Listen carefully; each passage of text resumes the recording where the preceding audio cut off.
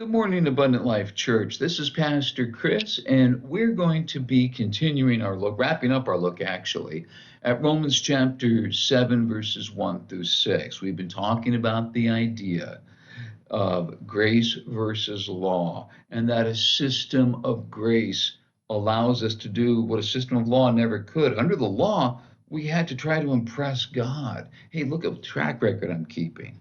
We really were hoping to earn his love, and that was actually not drawing us to God.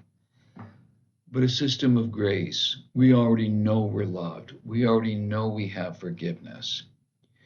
And that sets us free. Grace frees us because it tells us we are loved. It's tragic when somebody can't see that you don't have to earn God's love. God's love is already there. God loves you not because you are lovable. God loves you because he is love. Love is his very nature. You haven't earned it. You don't deserve it. Sure, you have a rotten past. Sure, you get mad sometimes. Sure, you say those words when you golf. But the thing is that none of that changes the fact that God is love and God's love is for you. Stop trying to earn it because you can't. Instead, live in the idea that you are loved by God.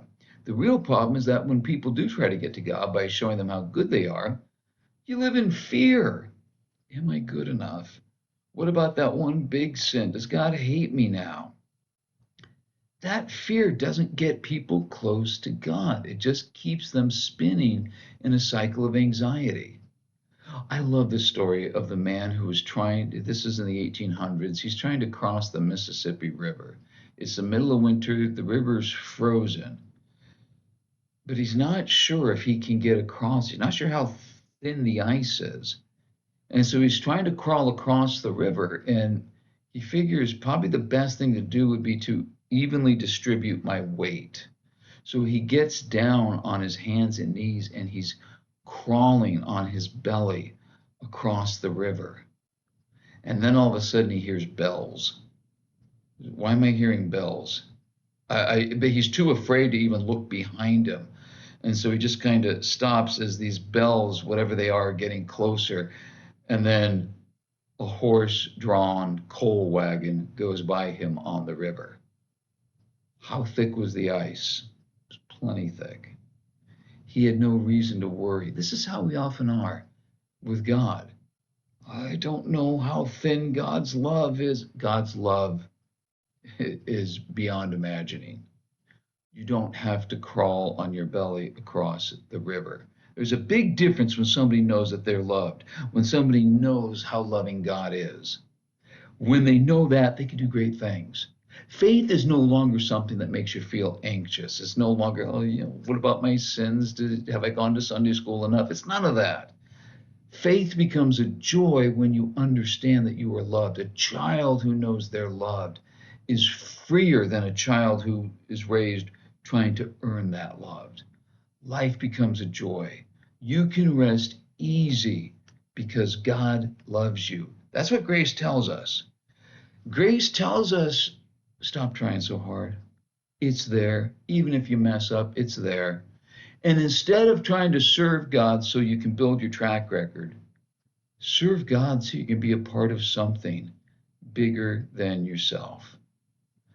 Knowing you are loved as opposed to hoping you've earned love changes everything. I want to close by telling you about the first time I was ever in Ethiopia. And you think, you've been to Ethiopia? Yes, I have. Several times to the airport. When we go to Tanzania, we used to fly through Ethiopia and we'd have a changeover in Addis Ababa. And on our first trip coming home, we had like a 4-hour layover, thank you, in Addis Ababa. And there's not much to do in airports. And it was late at night and we were bored. And there was a woman in this terminal and she had a baby with her. And we got to talking with her. Turns out, number one, she was a Christian woman. She and her husband had been in Ethiopia. She had been there for like 6 weeks Her husband had to leave to go back to work after like 2 weeks. They were trying to adopt a baby, and they had. She had the baby with them. Now, we because there's nothing to do in an airport, and we had a long layover, we got to chit-chatting with her, and I got to playing with this baby. I'm such a frustrated grandpa, but I played with this baby. We had a great old time. Debbie helped this woman get the baby into his jammies, excuse me. His name is Ethan. And I would walk Ethan around, and we'd look out the window and see the big airplanes, and we'd find things for him to play with. We had a grand old time. On the 12-hour flight back, Debbie came to me and said, she's just exhausted. Ethan's not sleeping. She's so tired she can't hardly think. Why don't we go get the baby? I said, honey, absolutely not. She needs to learn. Babies are hard work. It's not going to do us any good. So I said, I'm putting my foot down. We are not getting that baby. So Deb went and got the baby, and we played with him there in the seat on this long flight back to the United States. We got together with them again after like 6 years. We were in Portland. They happened to be visiting Portland. They lived in Miami, of all places. She's actually a Christian singer with a few albums out. But her first name's Kayla. I can't remember her last name. Anyways, we got together with them in Portland. Now Ethan is like almost 7 years old. You have never seen a cuter little boy, a little boy full of energy and life. I taught him the thumb wrestle. I let him think he could beat me. He had the best time in the world beating me at thumb wrestling. He couldn't stop giggling through most of the lunch that we had with his parents. You could just tell this is a little boy who knows he's loved. And I got to thinking, what would his life have been like if his mom and dad hadn't come along like that? Probably would have been raised in an orphanage. Who knows? Addis Ababa is not the richest city in the world. They're in Ethiopia.